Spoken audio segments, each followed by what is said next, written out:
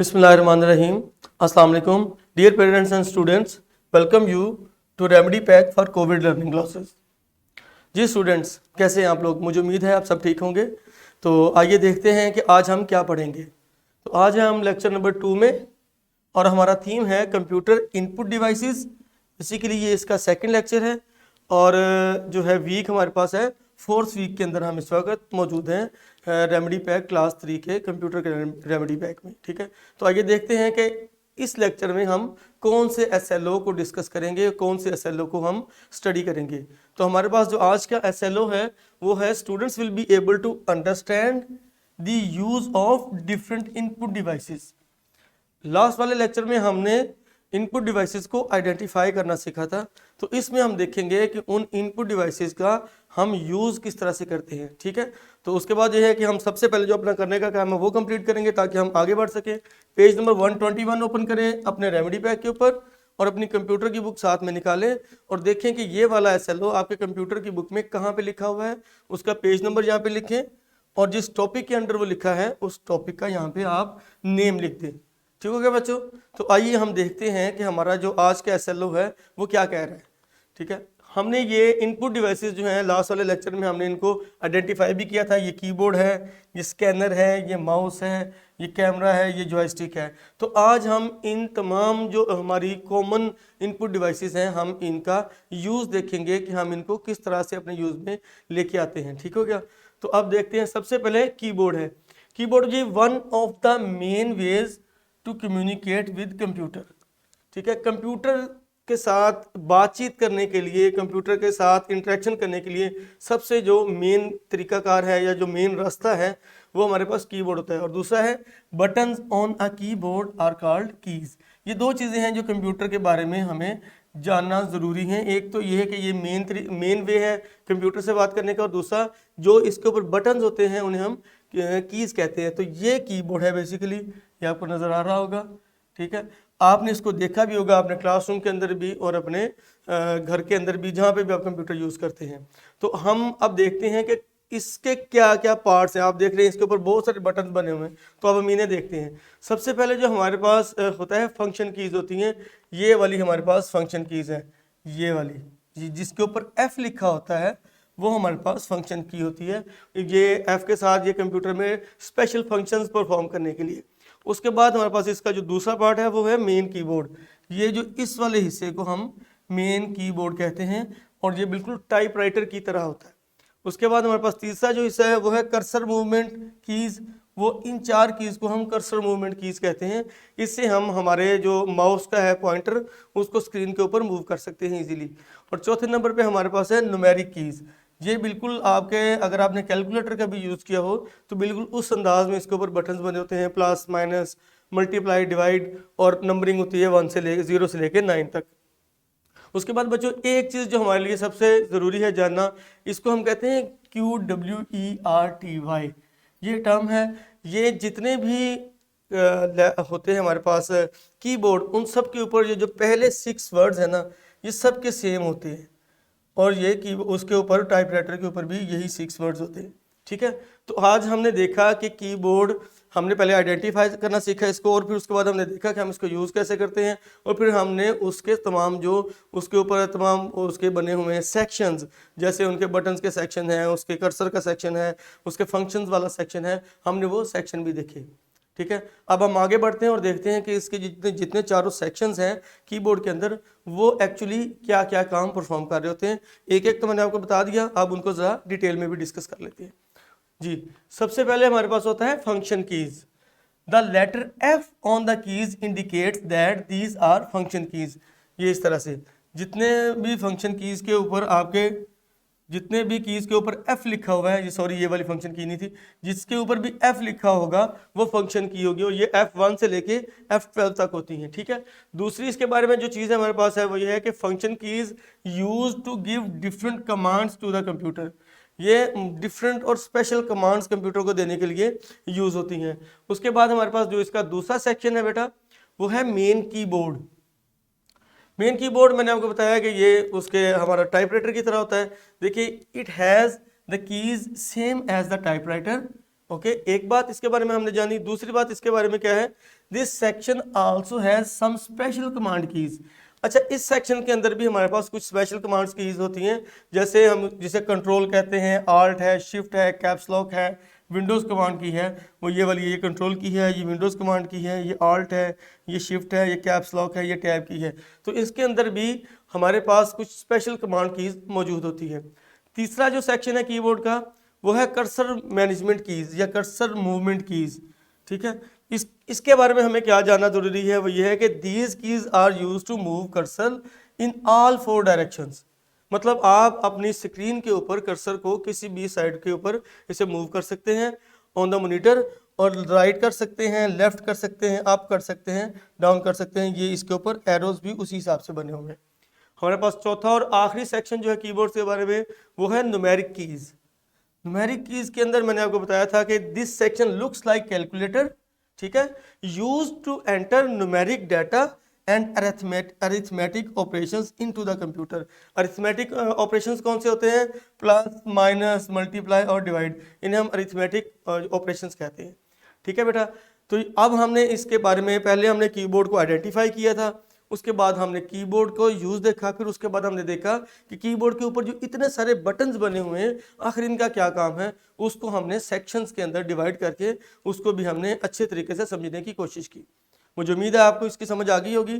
तो आइए चलते हैं नेक्स्ट इनपुट डिवाइस की तरफ। नेक्स्ट इनपुट डिवाइस है हमारे पास माउस। ठीक है जी, माउस जो है ये क्या करता है, works as a pointer on a monitor screen. Monitor की जो स्क्रीन होती है उसके ऊपर पॉइंट करता है कि आप किस साइड को जा रहे हैं, किस चीज़ को आप पॉइंट करना चाह रहे हैं। ठीक है, और इट हैज़ 2 बटन्स, इसके 2 बटन्स होते हैं, राइट एंड लेफ्ट, और एक स्क्रोलिंग व्हील है। इसके कौन कौन से बटन है, ये राइट बटन है, ठीक है, और ये इसका लेफ्ट बटन है, और यहाँ पे इसका स्क्रोलिंग व्हील है, ये जो आपको गोल सा नजर आ रहा है। इसके थ्रू आप कर्सर को मजीद स्पीड के साथ अप एंड डाउन कर सकते हैं। नॉर्मली आर 3 टाइप्स, 3 किस्म के होते हैं जो ये जो माउस है। पहला है standard, optical and wireless mouse. इनकी जो मजीद ये बाइफिकेशन है इसकी टाइप्स की, इंशाल्लाह आप इसके बारे में आगे लेक्चर्स में या आपकी जो फर्दर स्टडीज़ हैं आप उसके अंदर देखेंगे। अभी के लिए हमें इसके बारे में सिर्फ इतनी ही इंफॉर्मेशन होनी चाहिए। उसके बाद नेक्स्ट हमारे पास है scanner. Next input device, scanner क्या करता है, scanner is a component that copies scanner is a component that copies the documents into the computer। अगर हमारे पास कोई प्रिंटेड फॉर्म में कोई डॉक्यूमेंट पड़ा है और हम चाहते हैं कि ये एज इट इज़ हमारे कंप्यूटर के अंदर सेव हो जाए, तो हम क्या करते हैं, हम स्कैनर में उसे रखते हैं, ये उसकी कलर्ड फोटोकॉपी या ब्लैक एंड वाइट फोटोकॉपी बना देता है बिल्कुल एज इट इज़, और उसको इमेज को एज आ कंप्यूटर के अंदर सेव कर लेता है। बिल्कुल उसी तरह जैसे हम कैमरे से इमेज खींचते हैं तो वो हमारे पास तस्वीर आती है, हम उसको कंप्यूटर में सेव करते हैं। ये इसके ऊपर हमें उस पेपर को रखना पड़ता है, ये उसकी इमेज अपने पास सेव कर लेता है और उसको कंप्यूटर में स्टोरेज में सेव कर देता है। इसकी वर्किंग इस अंदाज से हो रही होती है। तो ये बहुत ही एक हमारे लिए यूज़फुल टूल है। अगर हमने हमारे पास हार्ड फॉर्म में कुछ डाटा है और हम चाहते हैं कि ये एज इट इज़ हमारे पास सेव हो जाए फॉर फ्यूचर यूज़, तो हम इसे यूज़ कर सकते हैं। उसके बाद है हमारे पास कैमरा। कैमरा तो आप सब लोग यूज़ करते होंगे, ऐसे ही ना, और सब लोग कैमरा यूज़ करते हैं, वीडियोस भी बनाते हैं, अपनी सेल्फीज़ भी लेते हैं। ठीक है, कैमरे के बारे में 2 चीज़ें हमारे पास जानना क्या ज़रूरी है, वो ये हैं कि camera is use to input live and recorded videos and images into the computer. इसके सबसे बेहतरीन मिसाल ये है कि मैं अभी आपके साथ जो बातचीत कर रहा हूँ या मेरा जो लेक्चर आप तक पहुँच रहा है वो कैसे पहुँच रहा है, इस कैमरा और माइक के थ्रू ही पहुँच रहा है। जो कैमरा मेरे सामने लगा हुआ है वो मेरी वीडियो को रिकॉर्ड कर रहा है। मैं जिस साइड को भी जा रहा हूँ, जिस साइड से भी आ रहा हूँ, जो भी मैं हरकत कर रहा हूँ इसके ऊपर, तो वो इसमें रिकॉर्ड हो रही है।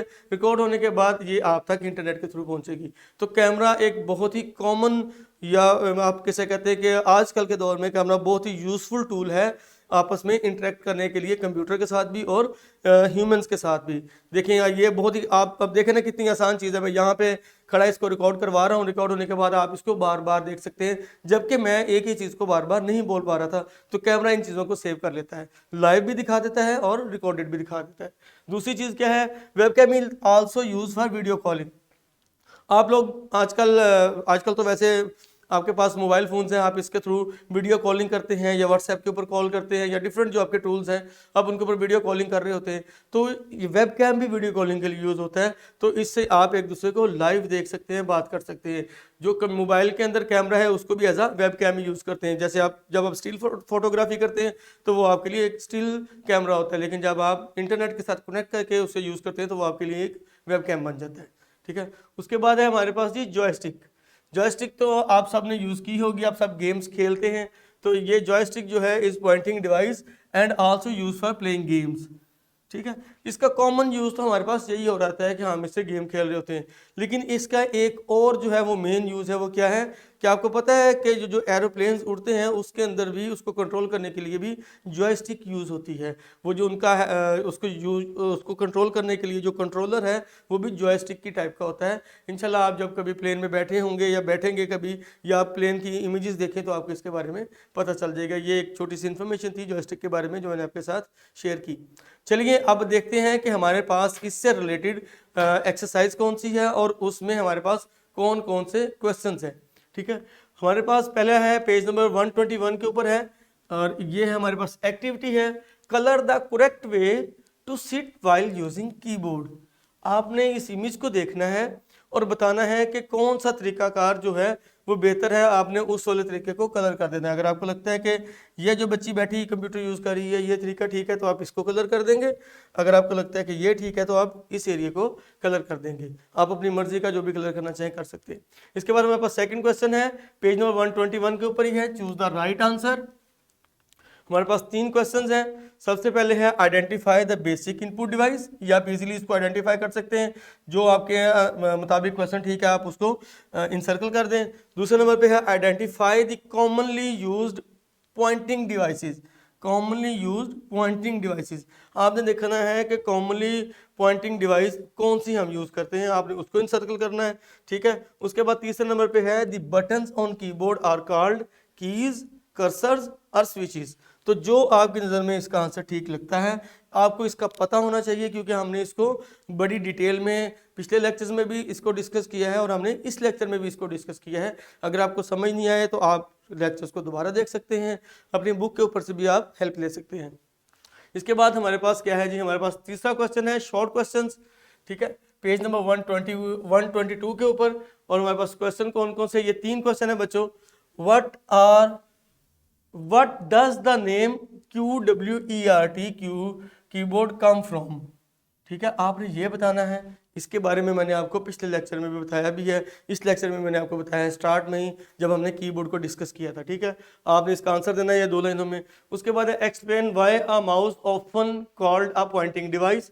ठीक है, इसके बारे में मैंने आपको बताया है, आप इसकी भी 1 या 2 लाइनों में इसका आंसर दे सकते हैं। अपने पेरेंट्स से भी हेल्प ले सकते हैं, अपनी बुक से भी हेल्प ले सकते हैं। उसके बाद तीसरा क्वेश्चन है which type of input devices would you choose if you are going to play और वीडियो गेम ऑन कंप्यूटर। आपने ये बताना है कि आप कौन सी डिवाइस को चूज करेंगे जब आप वीडियो गेम खेलने लगेंगे कंप्यूटर के ऊपर। तो ऑब्वियसली आप तो जॉयस्टिक को ही चूज करेंगे ना, तो वो आप यहाँ पे लिख दीजिएगा। 1 का क्वेश्चन का आंसर मैंने आपको दे दिया, बाकी 2 का आपने खुद से क्वेश्चन लिखना है और ज़रा क्विकली इसे कर लीजिएगा ताकि इसके बाद आप अपना एंजॉय भी कर सकें। ठीक है बच्चों, आज के लिए इतना ही। इंशाल्लाह मिलते हैं नेक्स्ट लेक्चर में। अपना बहुत सारा ख्याल रखिएगा। अल्लाह हाफिज़।